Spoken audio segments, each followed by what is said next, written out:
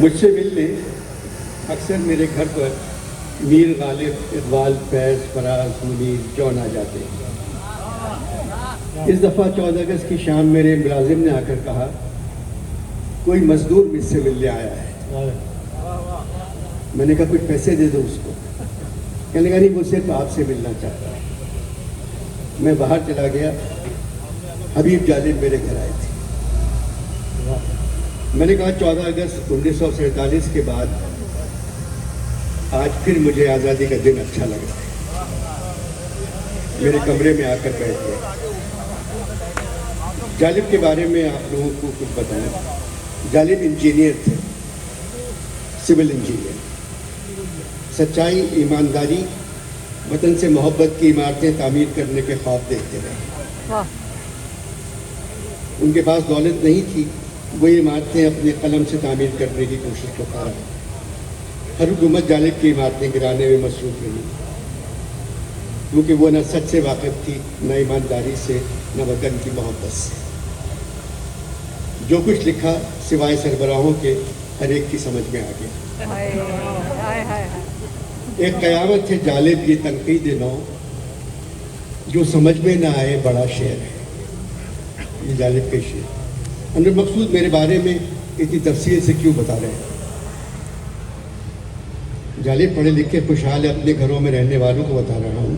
وہ شاید آپ کو اتنا نہیں جانتے جتنا بے گھر، زندگی سے بیزار، پریشان، سحر کے انتظار میں اندھیروں سے تنگ آئے ہوئے لوگ آپ کو جانتے ہیں۔ پڑھے لکھے خوشحال اپنے اپنے گھروں میں رہنے والے یہ کس ملک کے لوگ ہیں؟ جالب ان کا تعلق بھی پاکستان سے ہے۔ میں تو اب ان کے درمیان نہیں ہوں، پھر کیوں وقت خراب کر رہے ہو؟ جب آپ کی شاعری ہمارے پاس ہے تو آپ ہمارے ساتھ ہیں، بلکہ آس پاس ہے۔ عوامی انسان، قدریں عوامی، آپ کی محبتیں عوامی، اور سب سے بڑی بات آپ کی نفرتیں عوامی ہیں۔ ہزاروں لاکھوں کروڑوں انسان جو خود کو پتہ نہیں کیوں پاکستانی کہتے ہیں، آج بھی آپ سے محبت کرتے ہیں۔ گدھے ہیں انور مقصود، عوام گدھے ہیں۔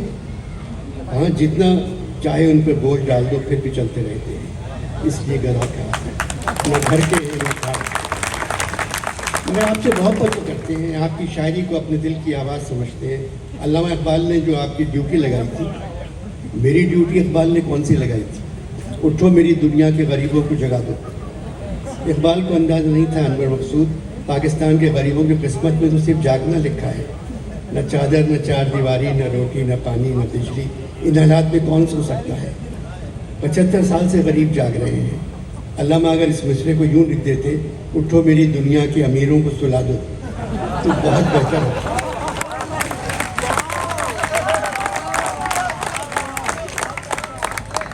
یہاں امیر لوگوں پر کوئی اثر ہی نہیں ہوتا۔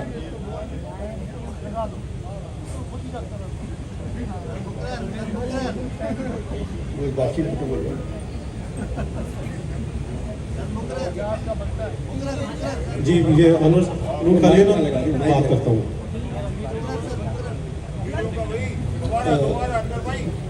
اٹھو میری دنیا کے امیروں کو سلا دو تو بہتر ہوتا۔ یہاں امیر لوگوں پر کوئی اثر ہی نہیں ہوتا۔ میں نے اپنی طرف سے قوم کو جگانے کی بہت کوشش کی۔ اس کوشش میں 28 مرتبہ میں جیل چلا گیا۔ میری بات رہنے دو، اپنی سناؤ کتنی مرتبہ جیل گئے؟ جالب میں کبھی نہیں گیا۔ میں تو تم کو باضمیر سمجھتا تھا، پھر بھی تم جیل نہیں گئے۔ خاندان میں کتنے جج ہیں اور کتنے فوجی ہیں؟ جالب ایک بھی نہیں ہے۔ آپ کو تو جیل جانے کا شوق تھا۔ انور، ہاتھ کی لکیروں میں گھر جانے کا کوئی راستہ ہی نہیں تھا، ہر لکیر جیل کی طرف ہی جاتی تھی۔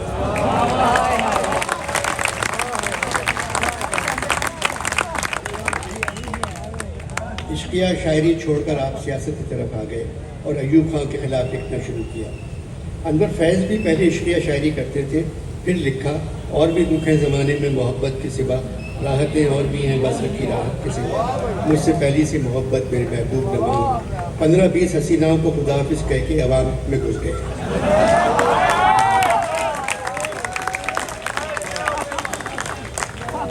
میں نے بھی 2 شعر لکھے اور تم لوگوں میں آ گیا۔ اب نہ وہ غزل اپنی، اب نہ وہ بیان اپنا، راکھ ہو گیا جل کر ہر رسی گناہ اپنا۔ منزل وہ نہیں ملتا کوئی سایہ دیوار، کس کے پاس جائیں ہم، کون ہے یہاں؟ آپ ایوب خان کی بات کر رہے تھے. ایوب خان کی وجہ سے مجھے عالم بالا میں بھی جیل جانا پڑا. وہاں جیل ہے انور، یہ قدرت کا نظام ہے، جہاں مسلمان وہاں جیل. میں وہاں مشاعرے میں اپنی نظم دستور سنا دی. وہاں ایوب خان، یحییٰ خان، ضیاء الحق، بھٹو سب بیٹھے تھے. جب میں نے گا کے سنایا ایسے دستور کو، صبح بے نور کو میں نہیں مانتا، میں نہیں جانتا. ایوب خان اٹھ کر یہاں کے دروگا کے پاس چلے گئے اور کہا یہ شاعر یہاں کے دستور کے بارے میں بکواس کر رہا ہے. 4-5 دروگا آئے اور مجھے پکڑ کر لے گئے. دوسرے دن جون ایلیا ایوب خان کے پاس گیا اور کہا میں افواج پاکستان کی قسم کھا کر کہتا ہوں، جالب یہ نظم آپ کے دور میں لکھی تھی. افواج پاکستان کی قسم سے بڑی قسم آپ کے نزدیک اور کیا ہو سکتی ہے؟ میں نے اللہ کی قسم نہیں کھائی. آپ کا صبر مشہور ہے، آپ کا صبر مشہور ہے، مگر غالب نے آپ کے دور میں جو صبر کیا ہے اس کی مثال نہیں ملتی. ایوب خان نہیں مانے، مجھے سزا ہو گئی. پھر میں نے کہا میں زمین کا آدمی ہوں، مجھے کام ہے زمین سے. یہ فلک پہ رہنے والے مجھے چاہیں یا نہ چاہیں. غزل کا خاتمہ کر کے آپ غریبوں کی طرف آ گئے. خود غریب تھا، اپنوں کی طرف آ گیا. ایوب کے دور میں پاکستان کی آبادی 10 کروڑ تھی. میں نے نظم لکھی 10 کروڑ انسانوں زندگی سے بیگانے، صرف چند لوگوں نے حق تمہارا چھینا ہے. خاک ایسے جینے پر یہ بھی کوئی جینا ہے. بے شعور بھی تم کو بے شعور کہتے ہیں. سوچتا ہوں یہ ناداں کس ہوا میں رہتے ہیں. اور یہ قصیدہ وہ فکر ہے یہی ان کو، ہاتھ میں علم لے کر تم نہ اٹھ سکو لوگوں. کب تلک کی خاموشی چلتے پھرتے زندہ ہوں. یہ نظم لکھ کر آپ کو کیا فائدہ ہوا؟ انور لکھتے وقت میرے فائدے کا کبھی نہیں سوچا، مگر اس نظم کے بعد میں تھوڑا سا فائدہ ہوا. کوٹ لگ کر چلا گیا، وہاں 3 وقت کھانا ملتا تھا، ایک کھانے کا فائدہ ہوا. گھر میں کتنے دن رہے انور مقصود؟ گھر میں بھی کہاں چین سے سوئے تھے کبھی ہم. جو رات ہے زندہ میں وہی رات بہت تھی. اگر کوئی باپ بھی بچوں کی خواہش پوری نہ کر سکے تو گھر زندہ کی شکل اختیار کر لیتا ہے. میری چھوٹی بیٹی ہمیشہ روتی رہتی تھی، مگر جب پولیس والے بے گھر آتے تھے اور مجھے پکڑنے کے لیے ہتھ کڑی پہناتے تھے تو ہنسنے لگتی تھی. اس کو شاید کھلونا لگی گئی. میری بچی مجھے دیکھ کر ہنس پڑی. بھٹو صاحب کی حکومت عوامی تھی. اس حکومت کے خلاف بھی آپ نے بہت لکھا، پہلے ایوب خان کے خلاف، پھر بھٹو کے خلاف. میں امریکہ کے خلاف تھا، یہ دونوں امریکہ کے غلام تھے.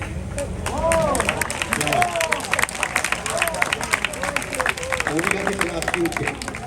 انور اس لیے تھا، قرض دے کر غریب ملکوں کو چھین لیتا ہے روح آزادی.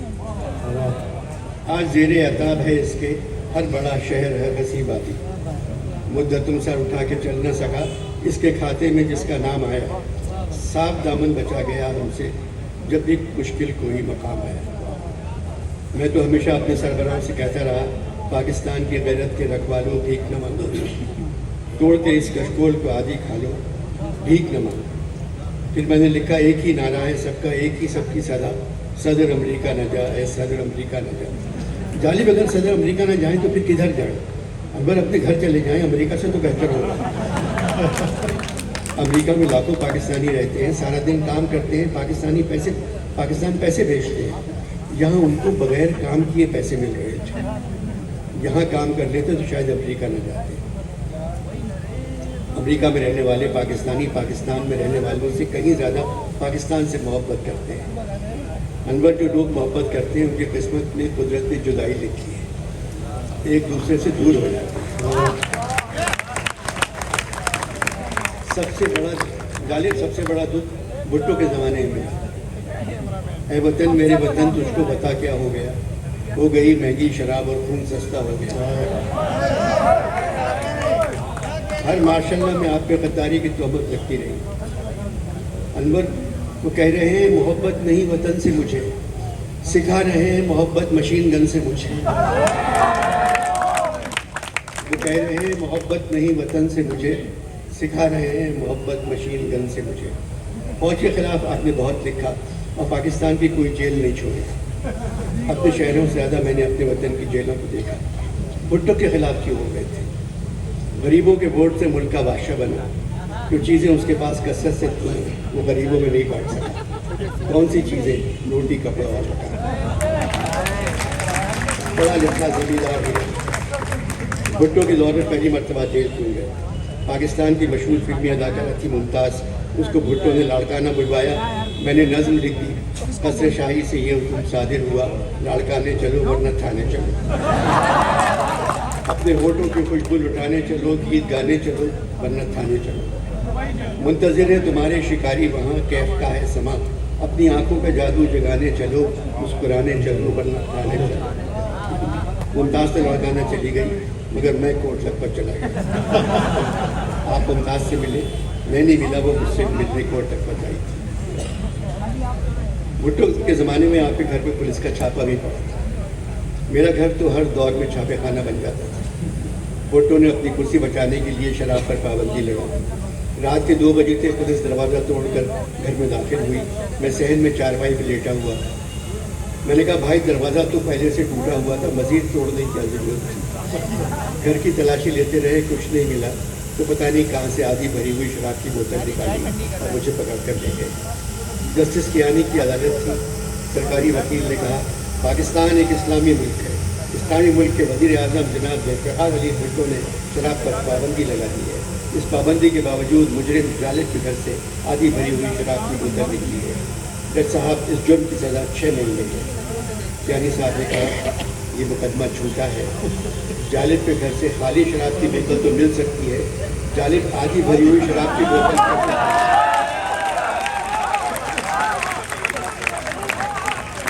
जालिब को रिहा किया। मैं रिहा हो गया। अदाकारा नीलो पर भी आपने एक नज़्म लिखी थी। नवाब कालाबाग ने उससे गवर्नर हाउस बुलवाया था, वो शाहिरान के सामने नचवाना चाहता था। नीलो ने इनकार किया और खुदकुशी कर ली। डॉक्टरों ने नीलो को बचा लिया। मैंने नज़्म लिख दी, नीलो घर आ गई, मैं हैदराबाद सिंह की जेल चला गया। अब तू तो नावाकिफ़ आदाब शहनशाही थी, रक्त जंजीर पहन कर भी किया जाता है। तुझको इनकार की जरूरत जो हुई तो क्यों कर, साए शाह में इस तरह जिया जाता है। अहले सरबत की ये तदबीर है सर्कस लड़की, जिसको दरबार में कोड़ों से नचाया जाए। नाचते नाचते हो जाए जो पायल खामोश, फिर न ताजीज़ तुझे होश में लाया जाए। लोग इस मंजर जांका को जब देखेंगे और बढ़ जाएगा कुछ सिफत शाही का जलाल। तेरे अंजाम से हर शख्स को इबरत होगी, सर उठाने का रियाया को न आएगा ख्याल। तब शाहाना पे जो लोग गरा होते हैं, हाँ उन्हें जहर भरा जाम दिया जाता है। क्योंकि नावाकिफ़ आदाब शहनशाही थी, रक्त जंजीर पहन कर भी किया जाता है। कभी किसी सरबरा की तारीफ में कुछ लिखा, अनवर ऐसी गज़ल कही न कहेंगे तमाम इनामुदाद जिसकी मिले शेर यार से। एक मरतबा आपने मुस्लिम लीग नून को भी वोट दिया था, एक मरतबा दिया था, फिर गालिब का मिसरा याद आ गया, शेरों के इंतखाब में रुस्वा किया मुझे। अब मुझे जाना है अमर मकसूद, बोतल लेना क्या खाली है? नहीं भरी हुई है, फिर जाऊँ क्यों? बैठिए था। बहुत बहुत शुक्रिया।